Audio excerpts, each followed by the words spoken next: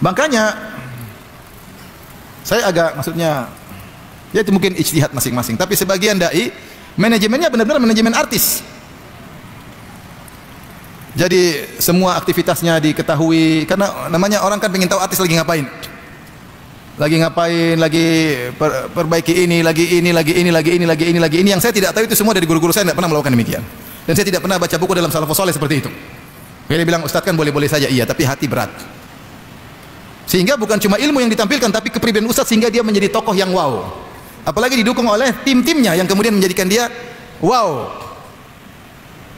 Saya hanya sekedar menyampaikan suara hati saya, semoga kita tidak demikian. Karena itu penyakit.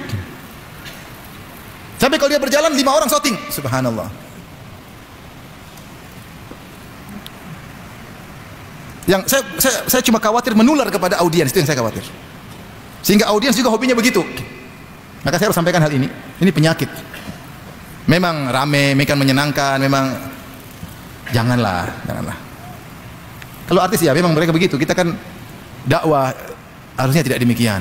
Tidak demikian. Dakwah harus elegan, ada marwahnya. Hukum asalnya boleh, iya boleh. Kalau bicara boleh-boleh, saya nggak bisa mengharamkan. Boleh-boleh aja. Tapi apakah begitu cara para salafus saleh sementara kau mengatakan di atas manhaj salaf? Apakah begitu diajarkan oleh guru-gurumu dahulu seperti itu?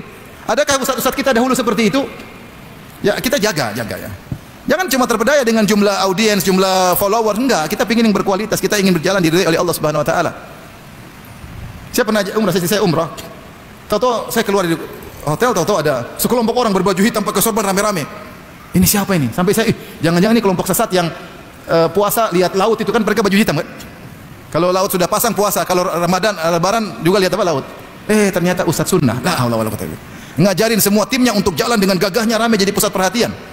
Narsis. Saya hati aja sakit, cuma saya nggak bisa apa-apa. Ini saya baru ngomong sekarang.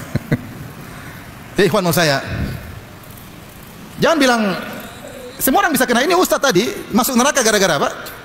Gara-gara ingin dibilang apa? Dibilang ahli baca Quran. Kita tidak masuk dalam hati manusia, tetapi waspada. Hal-hal yang bisa mengarahkan ke sana kita putuskan. Sum'ah, cerita.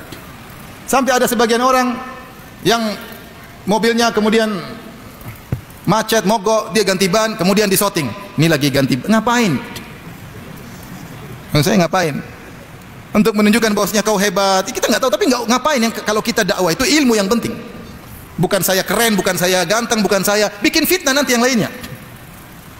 Apakah saya mau tampil saya harus pakai liven misalnya, atau pakai bedak? Saya tujuannya ilmu atau supaya ganteng di hadapan ibu-ibu? Saya tidak perlu validasi ibu-ibu. Yang penting validasi dari istri saya.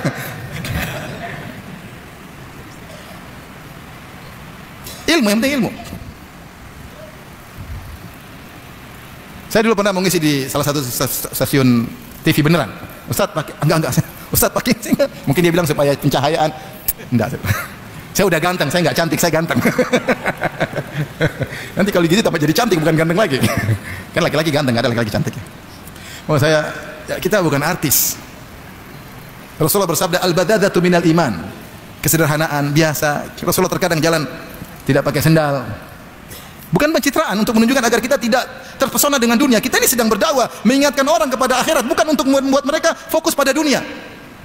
Bukan dengan motor mewah, mobil mewah. Kalau kau naik mobil mewah sendiri, jangan usah pamer-pamer.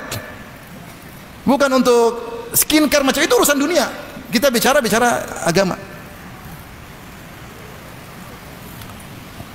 Makanya dakwah mulai bergeser.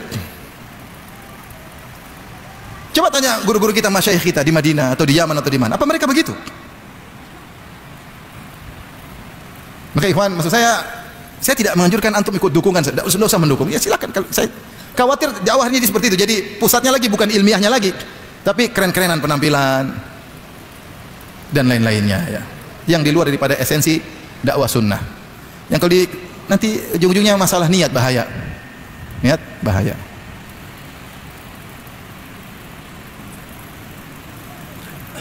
Saya sempat tegur seorang kawan. Dia duduk kemudian dikurungi ibu-ibu pada ketawa-ketawa, pada foto-foto. Malu, saya bilang, malu. Kita ini bukan artis yang dilihat oleh ibu-ibu, foto-foto kemudian malu. Ngapain mejeng di depan ibu-ibu? Ya ibu-ibu ngapain ya? Mejeng depan antuna sekalian. Apa manfaatnya? Ngapain? Tidak semua yang kita lakukan ikut ke selera audiens. Kita ini tugasnya mendidik mereka, bukan mereka mengatur kita supaya sesuai dengan keinginan mereka. Cari keridhaan Allah, kita bukan cari keridhaan audiens. Tentu dengan elegan, dengan ilmu. Saya takut dakwah bergeser. Taib, di antara